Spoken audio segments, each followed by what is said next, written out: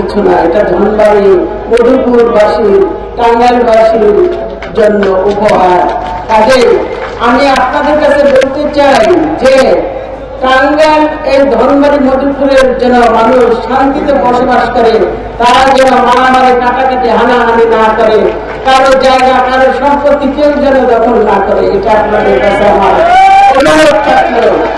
আর আমি বলতে চাই সবাই সবার কথা ভাববেন, দেখবেন যে সত্যি আপনারা একদিন ভালো হয়ে উঠবেন এবং সুন্দর শান্তিতে বসবাস করতে পারবেন, কারোর সাথে কেউ লাগবেন না, তাহলে দেখবেন যে ভালো আছে।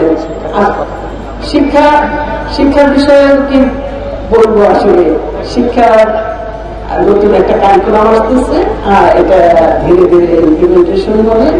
আপনারা দেখবেন যে সত্যি একদিন সোনার মানুষ তৈরি হবে এই শিক্ষা কারিকুলাম দিয়ে। আর আপনাদের কাছে আমি দোয়া চাইবো।